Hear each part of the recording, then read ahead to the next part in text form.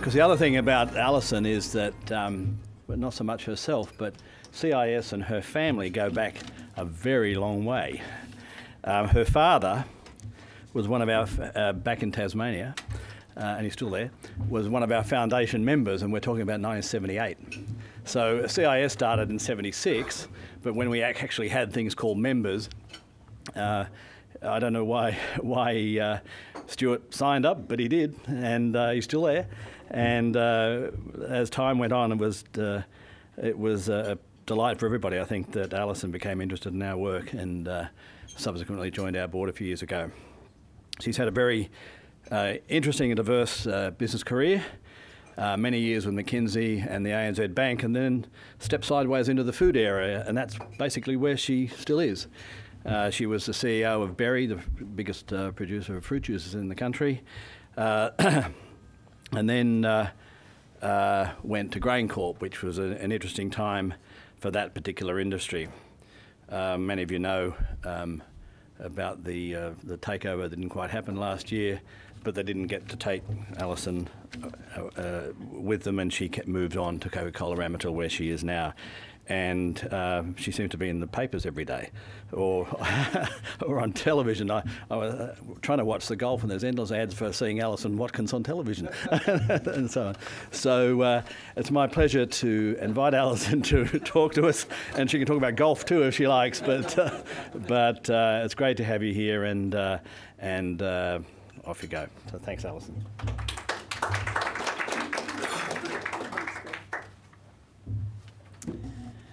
Well, thanks very much for that introduction. And yeah, Dad has been a great supporter of the Centre for Independent Studies, and I actually really think I would not be doing what I do today but for my father, who, you know, we grew up on a farm and would get out in the ute, and he would chat a lot about what was going on in the economy, politics, and he would espouse his free market ideals, and I think those had a big influence on me and gave me an interest in, you know, in a broader society, and has enabled me to get on and do what I'm doing today. So I'm very grateful to my father and also to the influence of the CIS from very early on.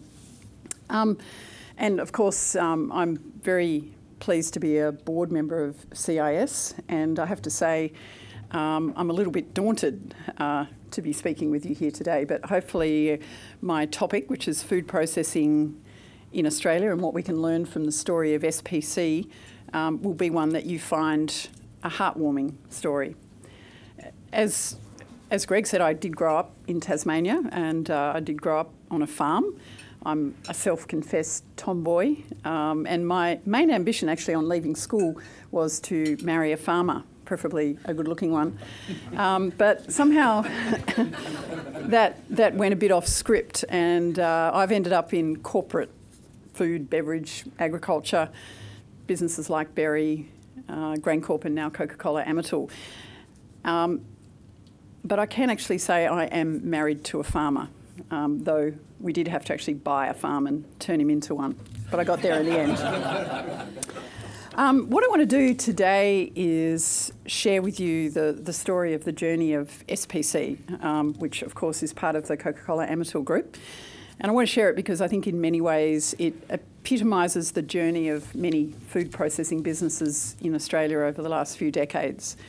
And I think the SPC story has similarities to the children's tale that I'm sure we all remember, The Little Engine That Could, because both are stories about the value of optimism and hard work, and both have a lot of heart. And we're not, excuse me, we're not quite sure at SPC whether we're at the top of the mountain yet, but we think we can. We've all heard the case put forward that Australia should take advantage of its proximity to Asia and position itself as the food bowl of Asia. And in July last year, the Business Council of Australia released a discussion paper entitled Building Australia's Comparative Advantages. And there was a supporting report from McKinsey & Company that was titled Compete to Prosper, Improving Australia's Global Competitiveness. And it identified agriculture and food as a high potential sector of comparative advantage for Australia. The BCA is now undertaking an in-depth sector study into the Australian food industry, which is entitled Building the Competitiveness of the Australian Agri-Food Sector. And I'm delighted to be chairing that piece of work.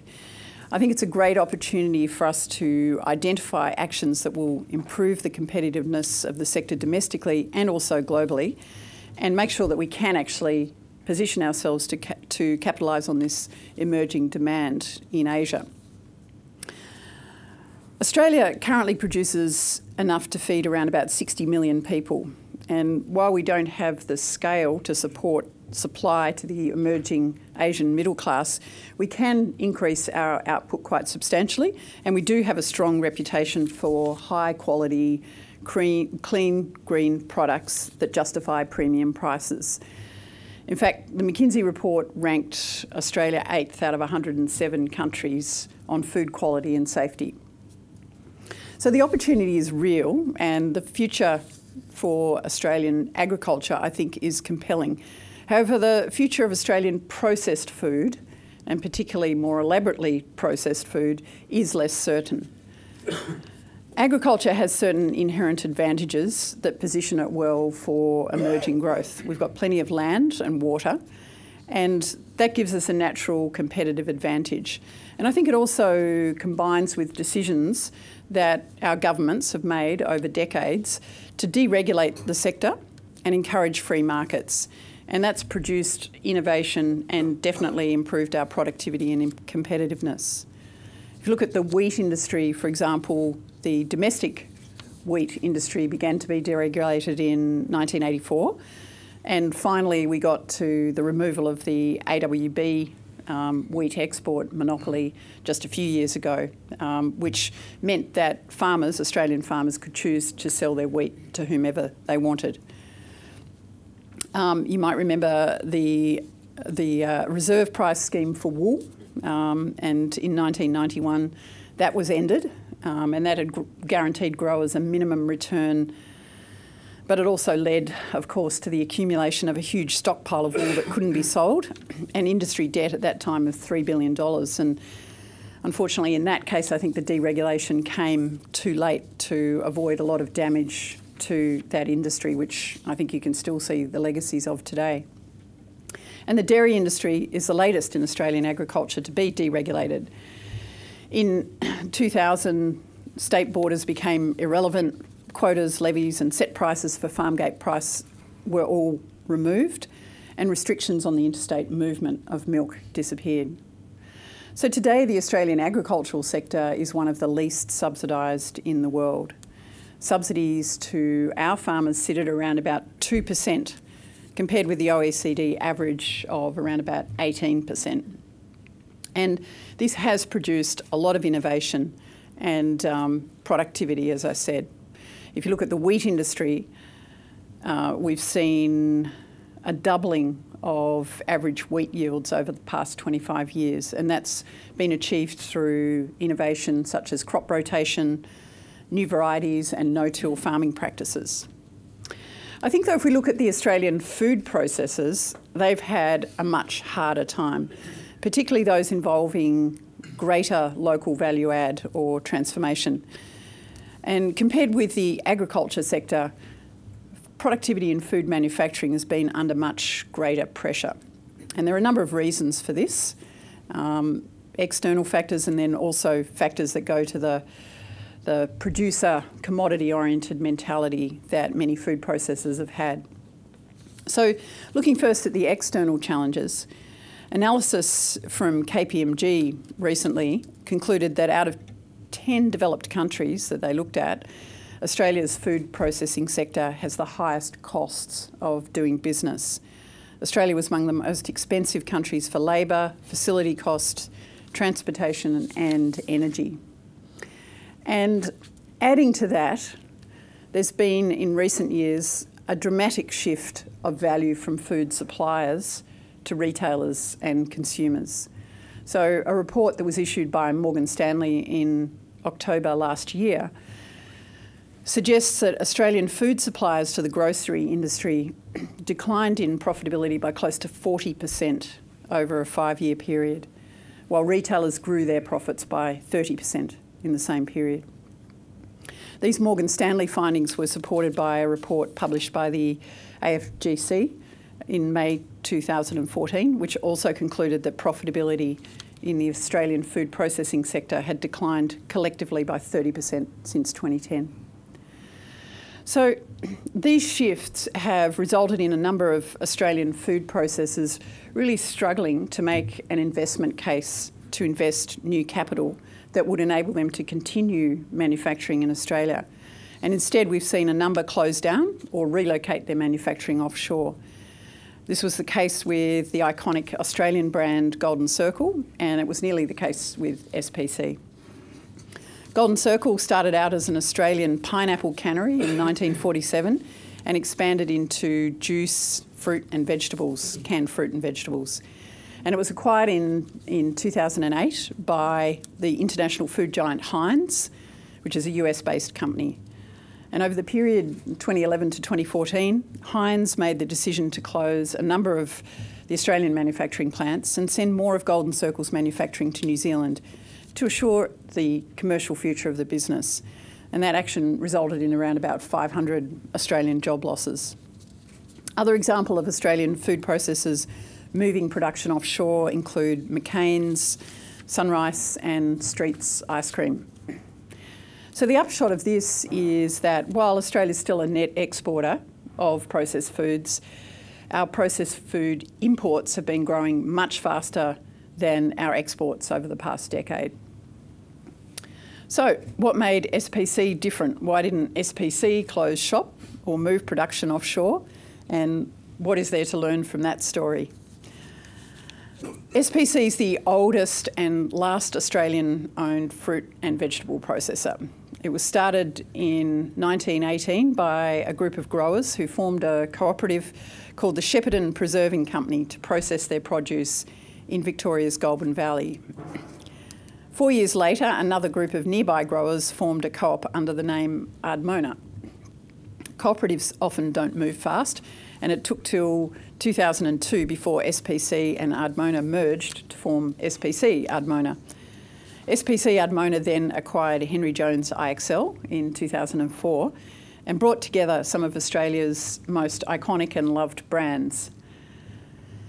In 2005, SPC Ardmona was acquired by Coca-Cola Amatil for $750 million. And the perfectly logical rationale for the acquisition was that CCA could see a growing preference among consumers for healthier options and better for you products. SPC had number 1 or number 2 positions in its categories, and there was evidence of the potential growth for the sector through innovation, single serve and PET fridge packs. In the years following the acquisition by CCA, SPC has really faced very, very significant challenges to its ongoing viability. In fact, it was hit with a perfect storm, really, which included intense import competition, the sustained high Australian dollar, a liberal tariff regime which led to dumping by overseas competitors, particularly in tomatoes, and increased global sourcing and private label by the major domestic retailers. And these factors created a spiral of decline of reduced volume, which led to increased unit costs, excess inventory, required prices to go up even further, which led to further loss of market share. The issues facing SPC became so overwhelming that we had to make a choice. We could take the course chosen by other food manufacturers and relocate SPC's processing in lower cost countries, or we could completely reinvent SPC from a sort of stack 'em high, watch 'em fly commodity business to one that understood its consumers, engaged with them and responded to these changing consumer preferences through innovation, and thereby reducing its reliance on the dusty, declining canned fruit categories and getting serious about capitalising on the health and convenience trends that are so evidently driving consumers today. Reinventing the business would enable us to maintain our Australian employment and the value that we generate in Victoria's Goulburn Valley. but it would also require serious investment to modernise the plant and equipment in the ageing Shepparton facilities. That led SPC to seek Victorian and Commonwealth Government financial assistance to retain its manufacturing in Australia, and became part of an intense debate in late 2013 about the merits of governments providing industry assistance. Had CCA decided to move SPC's manufacturing offshore, the wider ramifications for the Shepparton region would have been quite devastating. Shepparton's one of the 10 most disadvantaged areas in Australia, and SPC employs around 1,500 people in the region, and its economic impact supports another 2,700 or thereabouts jobs within the region. So, following a period of intense lobbying, the Victorian government agreed to provide SPC with $22 million of government funding as part of an overall $100 million three-year investment program committed to by CCA. And that will result in the implementation of a transformation plan that will reduce costs, improve productivity, modernise the production facilities, revitalise the brand portfolio, and, we hope, return the business to profitability. The federal government decided not to provide funding for SPC on the basis that governments shouldn't intervene, which for me did hold a shade of irony, given I'd just been on the receiving end of Joe Hockey's decision that the government should intervene on the proposed acquisition of GrainCorp by the New York Stock Exchange listed agribusiness Archer Daniels Midland. We believe that we can create a diversified and sustainable business both in Australia and internationally at SPC. And there's some early promise that we might just be on the right track in our financial results for SPC last year, which saw us deliver a close to break-even result after years of quite significant losses. So over the past 24 months, I'm going to show you do a bit of a show and tell. So you can see what we've done. We've relaunched and modernised the logo. We've introduced new, much more Aussie-focused, consumer-friendly packaging, and we've also invested in state-of-the-art packaging machinery and package format technology to be able to do that. We've launched a range of innovative, better-for-you products with less salt and less sugar that consumers are definitely embracing, including this is one of our consumers there who wasn't embracing her veggies, but now thanks to our sneaky veg products, so the vegetables are now hidden in with the spaghetti and baked beans. She is. We have our fruit carried in coconut water instead of the traditional sugary syrup that it used to be. We've developed an amazing product called Perfect Fruit, which is our alternative to frozen yogurt, which is made from 100% fruit. Tastes great, $3, very good value. Also, we're going hard after single-serve snack packs. In doing all of this, we're drawing on the nostalgic love that many Australians have for SPC, and we're really reconnecting consumers with SPC's history, its provenance, Australian provenance, and its growers. And we're using a lot of social media to do that. Campaigns such as SPC Sunday, which I'll come back to, and also My Family Can, which I'll also come back to, have reached millions of consumers and have proved a great way for this business to engage. It's really good to see that Australian consumers are actually thinking much harder in a way that I haven't seen through my time in the food industry about where their food actually comes from. So there's still a long way to go, and time will tell if SPC can deliver year-on-year growth.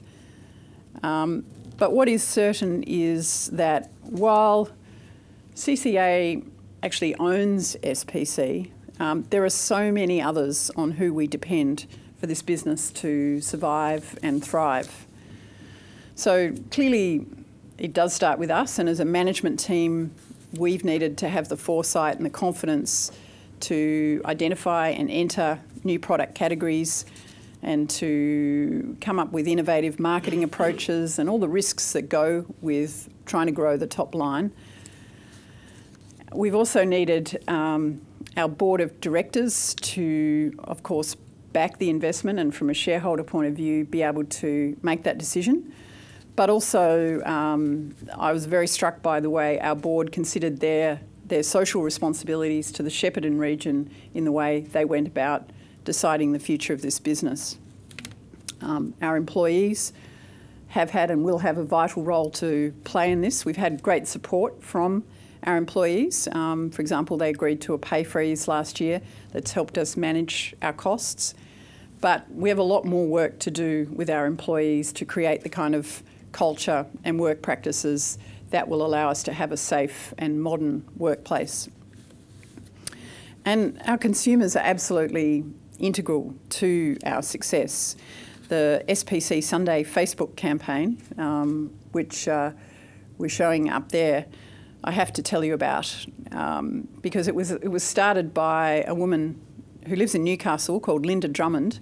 She started it in February 2014 and with no encouragement, absolutely zero encouragement from us. She just did it off her own bat, and it was hugely formative at a time when this debate about the industry assistance was raging, and retailers at the time were aggressively importing from South Africa and China. And the campaign started as a result of a conversation that Linda had with a few friends where she was reminiscing about her childhood days, enjoying SPC fruit and ice cream for dessert, and it became a call to action. It went viral and the impact was phenomenal. So sales of SPC branded products increased by more than 50% during that period, and we had a lot of empty supermarket shelves. It really demonstrated the power of social media and consumer loyalty to us. The support of our retail partners is also essential, and we've relied on their commitment to stock Australian-made, and their continuing commitment is going to be important. I think retailers have every right to expect us to operate modern, competitive facilities, and we need them to respect and value Australian quality and food safety standards, which do impose a premium. SPC announced in 2014 that we'd entered into a 5-year $70 million agreement with Woolworths. And this is for their private label product, where they've committed to make it 100% Australian. And that contract boosts our annual production alone by about 5% and will triple the tonnage of Australian-grown tomatoes that SPC supplies to Woolworths. So very, very material move by Woolworths there. I think given that Australian consumers are now demanding more local products, there is a real opportunity for retailers and Australian food processors to work much more closely together and build the Australian-grown and made brand offering through their stores. And last but least, the government does have a critical role to play in the future of Australian food processing. And I think, very much for me, that role is not at all about propping up ailing industries or businesses. They can assist greatly in improving our competitiveness, promoting investment and growing exports. And some of the examples that we'll point to in the BCA work include the improvements that we can make to the regulatory environment to reduce costs, following good regulatory process prior to the implementation of new regulations, and the country of origin labelling, which is being discussed right now, is a case in point, where I'm not sure that there's any great commitment to doing a regulatory impact assessment, as there should be. Getting greater national consistency of regulation, which is a bugbear, particularly in areas like transport. Prioritising research and development to line up better with the opportunity for Australia. Providing us with continuing opportunities to better manage the seasonality of these sorts of businesses is another really important one. And this might be a little bit optimistic, increasing the Foreign Investment Review Board threshold for all private sector foreign investment to 1.1 billion, which, you know, again, we seem to be going the wrong way in the case of agriculture and food businesses. And ensuring that the benefits of the trade agreements, which have been hard won, are fully realised. So the free trade agreements that Andrew Robb succeeded in negotiating with Korea, Japan and shortly China are, I think, a great example of the important role that governments can and do play. So to wrap up today, I'll leave you with a positive message. SPC, I think, is the story of the little train that could, and like many Australian food processing businesses, it's dealt with many, many challenges over the past decade. And it's fortunate to have had many, many supporters, not only its owners, who've persevered and adopted a can-do attitude. It is moving with the times and leaving behind the outdated attitudes of the cooperative culture, which is a legacy that takes a long time to disappear. It's moved into a new era of placing the consumer at the forefront of all of its business decisions. It is an exciting time for SPC, and you can really feel the excitement among our employees, our growers, our consumers, our suppliers, and even our retail partners. We have overcome a lot of adversity, and I think a successful future lies ahead for the business. I'd like to end my presentation by just sharing a recent social media clip which we've done, which comes from our new My Family Can, SPC, My Family Can campaign. And I think it shows you how the near-death experience that we went through does end up actually making a difference for the community and for a family in this case. I can't imagine the loss of the family farm in Australia. The imported product, we know, doesn't come into the country under the same scrutiny as what we are faced with when we're trying to grow the product in Australia. I'm fourth generation in this country. My grandfather was born here and he pioneered this place, and then my father started growing fruit here and I've carried on. My father worked until he dropped at 87, an amazing person. I'm sitting here right now. My 86-year-old mother is down picking fruit, and she's worked like that all her life. She's a very tough woman. We've often worked very long hours. 3 hours sleep is quite common this time of the year, but when you consider everything, it's really something that we enjoy doing, and that's why we continue in this tradition. I didn't initially buy all of this, it was handed to me. And it's my obligation now to pass it on to my son. And I'd very much like to see him take over. It would be wonderful even to have my father here to see that. I think he'd be very proud. Putting Australian families on the label gives people recognition of the actual people who are producing product. It will help Australians to understand where things are grown and where the food comes from. I think it's a very positive step towards supporting families and supporting Australian farmers. It was good. I think that might go on the mantelpiece, yes.